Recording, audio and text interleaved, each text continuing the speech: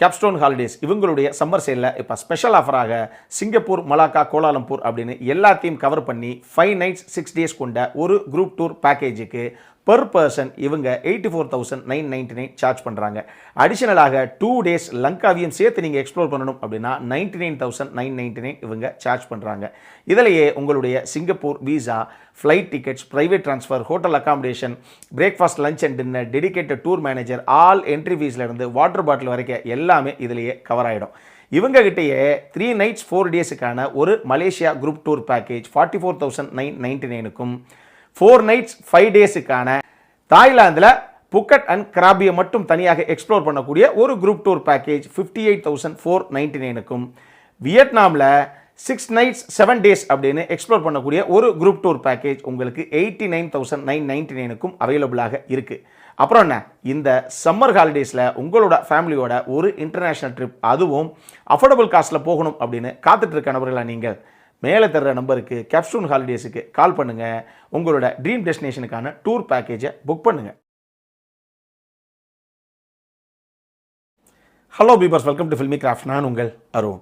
இந்த எபிசோடில் நானியுடைய நடிப்பில் ஒரு தெலுங்கு ஆக்ஷன் த்ரில்லர் படமாக இன்றைக்கி நம்ம ஊர் தேட்டர்ஸ்லேயே தமிழ் டப்பிங்கில் வெளியாகிருக்கிற ஹிட் 3 இல்லை ஹிட் த தேர்ட் கேஸ் எப்படி வேணாலும் வச்சுக்கோங்க, அந்த படம் எப்படி இருக்குது அப்படின்னு தான் இங்கே நம்ம பார்க்க போகிறோம். முதல்ல அந்த படத்துடைய கதை என்ன அப்படிங்கிறத லைட்டாக இங்கே நம்ம பார்த்துடலாம். படத்தில் நம்ம கதாநாயகன் இருக்காப்புலையே அந்த HIT டீமில் ஒரு சீனியர் ஆஃபீஸராக வேலை பார்த்துக்கிட்டு இருக்காப்புல. படத்துடைய ஆரம்பத்தில் ஒரு சில சம்பவங்கள்லாம் நடக்குதுன்னு வச்சுக்கோங்களேன். அந்த கோர்வையிலே நான் சொன்னேன் அப்படின்னா போச்சு எல்லாத்தையும் சொல்லிவிட்டேன் அப்படின்னு தேவையில்லாமல் ஒரு 10-15 பேர் சுடுதண்ணியை காலில் ஊற்றிட்டு வந்து கமெண்ட் செக்ஷனில் கதகளி ஆடுவாங்க.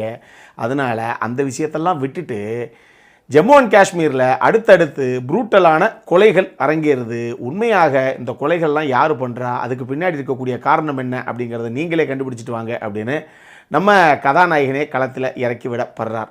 இதுக்கப்புறம் உண்மையாக அந்த குற்றவாளி யார், அந்த கொலைகளுக்கு பின்னாடி இருக்கக்கூடிய காரணங்கள்லாம் என்ன அப்படிங்கிறத அவர் கண்டுபிடிச்சாரா இல்லையா அப்படிங்கிறது தான் இந்த படத்துடைய மொத்த கதையை.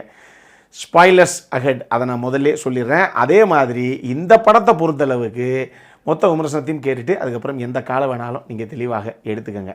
இந்த படத்தை பொறுத்தளவுக்கு இதுக்கு முன்னாடியே ஹிட் 1 ஹிட் 2 அப்படின்னு சொல்லி 2 படங்கள் இன்வெஸ்டிகேட்டிவ் த்ரில்லர் படங்களாக வெளியாகிருச்சு. ரெண்டுமே த்ரில்லர் ரசிகர்களுக்கு பிடிச்ச படமாகவே அமைஞ்சும் போச்சு. அதனாலேயே இந்த படத்து மேலே ஒரு எதிர்பார்ப்பு எல்லாருக்கும் இருக்கத்தான் செஞ்சுது. அதுக்கு இன்னும் ஒரு முக்கியமான காரணம் என்ன அப்படின்னா, அந்த 2 படங்களையும் இயக்குன ஷைலேஷ் கோலனு தான் இந்த படத்தையும் இயக்கியிருக்காப்புல. இந்த படம் தமிழ் டப்பிங்கில் வேறு வெளியாகிருக்கு இல்லையா. ஸோ படம் நல்லா இருந்தால் தமிழ் டப்பிங்லேயே இருக்குது, அப்புறம் நான் போய் பார்க்கலாமே அப்படிங்கிறனாலேயே எனக்கு கூட பர்சனலாக ஒரு எதிர்பார்ப்பு இந்த படத்து மேலே இருக்கத்தான் செஞ்சுது. அப்புறம் என்ன தப்பு பண்ணுறதுக்குனே பிறந்தவங்க நம்ம வழக்கம் போல தான் ட்ரெய்லர் பார்க்காம படத்துக்கு போயிட்டேன். ஏன்னா அந்த ஹிட் 1 ஹிட் 2 இது ரெண்டுமே இன்வெஸ்டிகேட்டிவ் த்ரில்லர்ஸ் அப்படிங்கிறது எல்லாத்துக்குமே தெரியும். அதாவது கிரைம் த்ரில்லர் இருந்தால் விக்கியிலே போட்டிருக்க அந்த 2 படமும். ஆனால் இந்த படம் ஒரு ஆக்ஷன் த்ரில்லர் படம். மக்களே, என்ன மாதிரி நீங்களும் இது ஒரு இன்வெஸ்டிகேட்டிவ் கிரைம் த்ரில்லர் படமாக இருக்கும் அப்படின்னு போய் தேவையில்லாமல் ஏமாந்துடாதீங்க. முதல்ல இந்த விஷயத்தை நான் தெளிவாக உங்களுக்கு சொல்லிடுறேன். இந்த படம் ஃபஸ்ட் ஹாஃபை பொறுத்தளவுக்கு கொஞ்சம் இன்வெஸ்டிகேட்டிவ் த்ரில்லராக கதைக்களம் நகர்த்தப்பட்டால் கூட செகண்ட் ஹாஃப்லாம் out and out action thriller தான். அந்த மாதிரி தான் இந்த படத்தை பண்ணி வச்சுருக்கு இந்த டீமு. இந்த படத்துக்கு ஹிட் த 4th கேஸ் அப்படின்னு சொல்லி லீட் அப்பயே கொடுத்துட்டாங்க. கன்ஃபார்மாக 4வது பாகம் வரப்போகுது. இதையும் நான் முன்னாடியே உங்களுக்கு சொல்லிடுறேன். இந்த படத்தை பொறுத்தளவுக்கு நான் சொன்ன மாதிரி, ஏற்கனவே சொன்ன மாதிரி, ஃபர்ஸ்ட் ஹாஃபை பொறுத்தளவுக்கு ஒரு இன்வெஸ்டிகேட்டிவ் த்ரில்லராகத்தான் அந்த கதைக்களத்தை எடுத்துகிட்டு போகிறாங்க. என்னங்க இப்படி ஒரு கொலைகள் நடக்குது, இதுக்கு பின்னாடி யார் இருப்பா, என்ன காரணமாக இருக்கும், இப்போ கதாநாயகனுக்கு என்னென்ன ஹெர்டில்ஸ் என்னென்ன வரப்போகுது அப்படிங்கிற மாதிரிலாம் ஒரு ஆர்வம் நமக்கு இருக்கத்தான் செஞ்சது. ஆனால் ஒரு உண்மை என்ன அப்படின்னா, ஃபர்ஸ்ட் ஹாஃப்லேயே இவங்க எங்கே கதையை ஆரம்பித்தாங்களோ அந்த கதை முடிஞ்சு போச்சு. செகண்ட் ஹாஃபில் உங்களுக்கு சொல்கிறதுக்கு பெருசாக கதையே கிடையாது. அதனால என்ன பண்ணிட்டாங்க அப்படின்னா, இதை ஒரு அவுட் அண்ட் அவுட் ஆக்ஷன் த்ரில்லராக பண்ணிடுவான் அப்படின்னு செகண்ட் ஹாஃபில் கடைசி ஒரு 3/4 மணி நேரம்லாம் வெட்டி வீசுறது தான் படம். மலையாளத்துக்கு ஒரு மார்க்கோ தான் வருமா, ஏன் தெலுங்குக்கு நாங்கள் எடுக்க மாட்டோமா அப்படின்னு சொல்லி அவங்க இந்த ஹிட் 3 எடுத்திருக்காங்க. அந்த அளவுக்கு நம்ம கதாநாயகனே கூட வெட்டாத கை கிடையாது, அறுக்காத கழுத்து கிடையாது அப்படிங்கிற ரேஞ்சுக்கு தாங்க எடுத்திருக்காங்க இந்த படத்தை. உண்மையை தான் சொல்கிறேன். அந்த மாதிரி ஒரு சம்பவத்தை இந்த டீம் பண்ணி வச்சுருக்கு.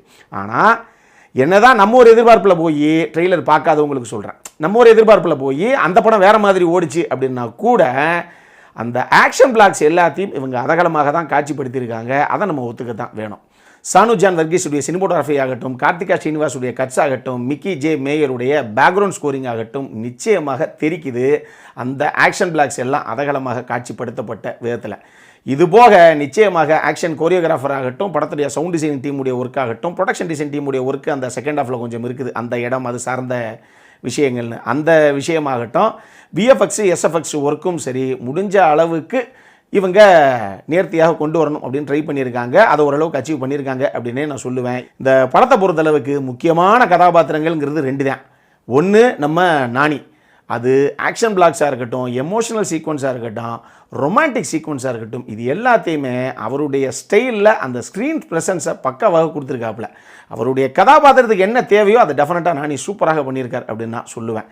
2வது ஸ்ரீநிதி ஷெட்டி, அவங்கள பொறுத்தளவுக்கும் அந்த கதாபாத்திரம் பெர்ஃபார்மன்ஸுக்கு ஸ்கோப் இருக்கக்கூடிய ஒரு கதாபாத்திரமாகவே கொஞ்சம் ஒரு சில இடங்களில் மிடுக்கான ஒரு பொண்ணாக, ஒரு சில இடங்களில் அந்த ஒரு ரொமான்டிக் சீக்வன்ஸ் எல்லாம் ஹேண்டில் பண்ணக்கூடிய ஒரு கதாநாயகியாக அவங்களும் தேவையான விஷயங்களை பண்ணியிருக்காங்க அப்படின்னு சொல்லலாம்.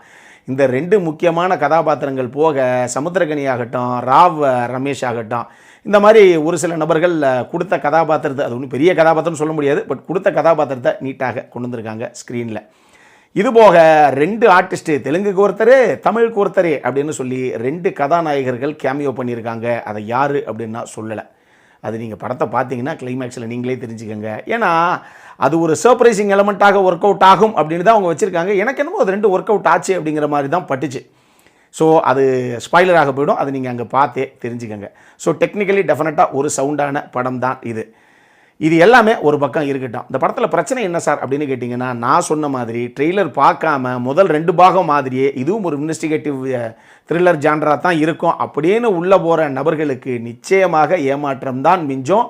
நல்லா தெரிஞ்சுக்கங்க. இந்த படம் நான் ஏற்கனவே ஒரு ரெஃபரன்ஸுக்கே சொல்லிட்டேன். மலையாளத்தில் மார்க்கோன்னு ஒரு படம் வந்தது, உன்னி முகுந்தன் நடித்த படம். எப்படி இருந்தது? ஒரு 8 வயசு பையனுடைய தலையில் சிலிண்டரை தூக்கி நக்கிற மாதிரி ஒரு காட்சி வச்சுருந்தாங்க. இதில் இதுக்குங்க இப்படியெல்லாம் காட்சி வைக்கிறீங்க, நம்மளை அந்த விமர்சனத்திலே ஒரு கேள்வியை வச்சுருந்தோம். அந்த மாதிரி சம்பவங்கள் இந்த படத்துக்குள்ளேயும் இருக்குது. அவ்வளவு கொடூரமாக குரோதமான ஒரு படத்தை தான் செகண்ட் ஹாஃப் ஃபுல்லாகவே இந்த டீம் பண்ணி வச்சிருக்கு. ஏன்னா இவங்க எடுத்த கதை ஃபஸ்ட் ஹாஃப்லேயே முடிஞ்சு போச்சு, அதுதான் பிரச்சனை. So second half out and out ஒரு ஆக்ஷன் த்ரில்லராகத்தான் இந்த படத்தை ப்ரெசென்ட் பண்ணியிருக்காங்க. இது முதல்ல இந்த எக்ஸ்பெக்டேஷனை வச்சுக்கிட்டு அதுக்கப்புறம் போகலாமா வேணாமா அப்படிங்கிற காலை எடுங்க. இன்னொரு விஷயம், இந்த படத்தை பொறுத்தளவுக்கு லாஜிக்குங்கிறது அறவே கிடையாது.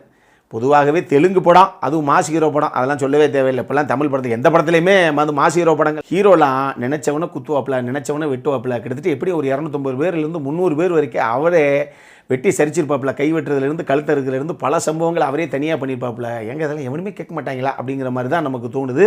அந்த மாதிரி எக்கச்சக்கமான காட்சி அமைப்புகள் இருக்குது. ஒரு சாமானியனுக்கு இந்த டார்க் வெப் அப்படிங்கிற விஷயங்கள்லாம் எப்படி புரியுது, அதுக்குள்ளே ஒரு விஷயம் இருக்குது, அதில் போய் நம்ம ஜாயின் பண்ணலாம் அப்படிங்கிற புரிதல்லாம் அவங்களுக்கு எப்படி இருக்குது. முதல்ல ஒரு சைக்கோ அப்படிங்கிறவன் அவனுடைய சந்தோஷத்துக்காக அடுத்தடுத்து அவனே எப்போ அடுத்து கொலையை பண்ணுவான்னு அவனுக்கே தெரியாது.